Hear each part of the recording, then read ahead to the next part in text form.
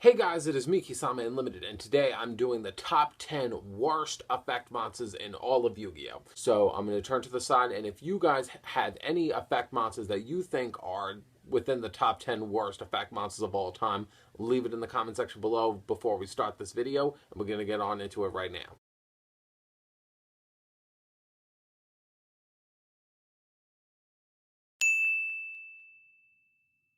You can pay 2,000 life points to inflict 1,000 damage to your opponent. Going into his effect overall is bad, but technically he could win. He could technically win a game, because if your opponent has less than 1,000 life points, he could actually snatch a victory. So technically, out of all the effect monsters being the worst, he is the best out of the shitty barrel.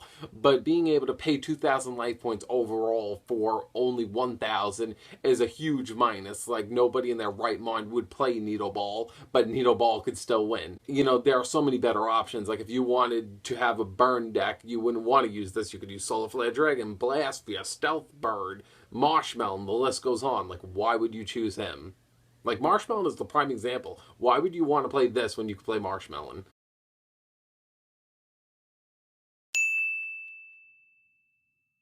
His flip effect states, destroy all your opponent's face-up Swords of Revealing Light cards on the field.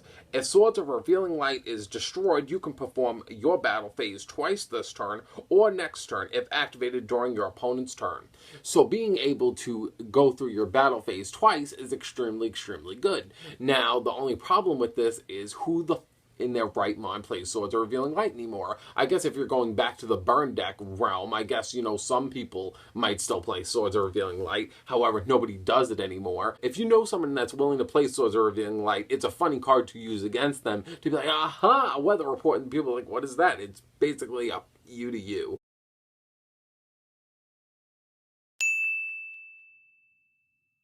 His effect states, a monster attacked by this card will be destroyed during the end phase of the 5th turn after the attack.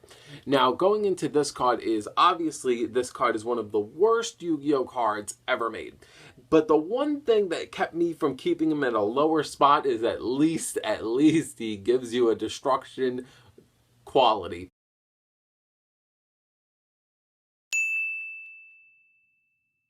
We're going to get on into his amazing, amazing effect. Now, his effect is this card can attack your opponent's life points directly.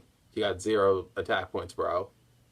Who you hitting? Each time this card inflicts battle damage to your opponent's life points, increase the attack of this card by 1,000 attack during your next standby phase. The attack increase lasts as long as this card remains face up on the field.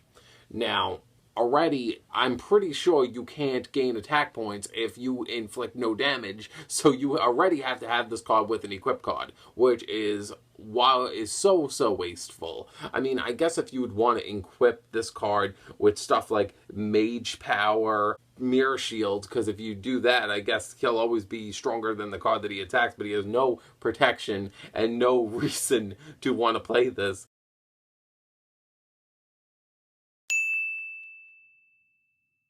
Now, I was debating putting this card on the list because this card could be comboed with Skill Drain and obviously be a 2,000 beat stick, but there are so many other cards that you could obviously use Skill Drain on that would just be more handy, and even Skill Drain wouldn't look to this card and say, I want to combo off this card. Alright, so his effect is, if this card is normal summoned, destroy this card. Okay. Continuing, if your opponent controls one or more monsters, decrease the attack of this card by 1,000 points.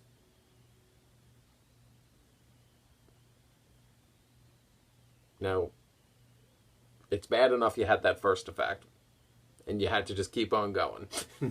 So obviously, they made a few cards that were like this, but BOAR Soldier took the cake on most of them. So obviously, BOAR Soldier is one of the worst cards that have the hindrance of the attack being, extremely well with the backlash of a horrible effect. So I only wanted to have one card like that because there are a few out there, but I wanted BOAR Soldier to be the head honcho because he is the worst out of the bunch.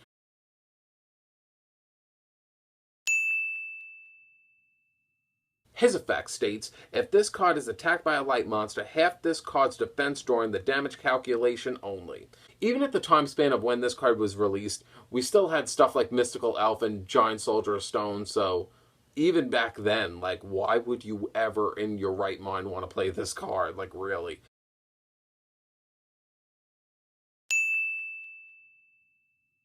While this card is in face-up attack position on the field, if a player activates Pot of Greed, they can draw one more card. Now, you already have a card that is completely illegal because Pot of Greed is illegal. And even if it ever did come back to one, why would a player play this? Because everyone would play Pot of Greed, and this card doesn't state that it only goes for you. If anything, Pot of Greed, if it would ever come back, which it most likely never will, it would be at 1. And if you play it, you're doing this all for 1+1 mechanic. And let's be fair, this card is ass. Like, why would you ever want to waste a slot for this when this card could be that one card that you would draw? Like, what the fuck? It's like, no, this card is one of the worst cards, and this card would actually help your opponent. Let's just say you summon this and your opponent activated Pot of Greed. They get the card. Fuck you. It's like, you don't get any help. This card's terrible.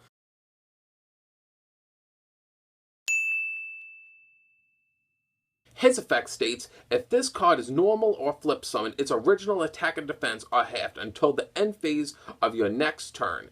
After that, the original attack and defense are doubled. Now, this is obviously based off the title, where it's like, Hourglass of Courage, because I have the courage to summon a whack monster to hopefully make this card's attack points better. This card is overall extremely terrible. You're summoning a monster basically with 550 attack points and 600 defense points, and no matter what, it's going to get rammed and fucking destroyed. And if you do get the privilege of protecting it, having it turn into a 2200 beatstick is pretty decent, but the worst quality is that it comes on the field, hinder itself, and it has no protection, and it's gonna just get slammed. And if anything, you have to save and waste a card to protect it, when in actuality, you could just play a much better card. Even at the time frame when this card would have been released, you could still play La Jinn, Luster Dragon. There are so many better cards. Like, why would you waste it on this? And it's just stupid.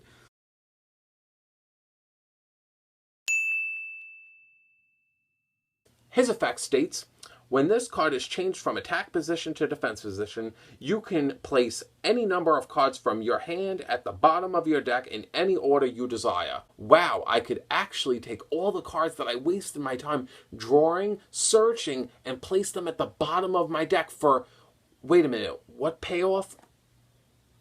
There is no payoff. It's like, why would you ever be in the right mind to make this? Who even thought that this was a good idea? I'm like, I can't even fathom anyone that would be like, wow, wait. That's good. It's like, no.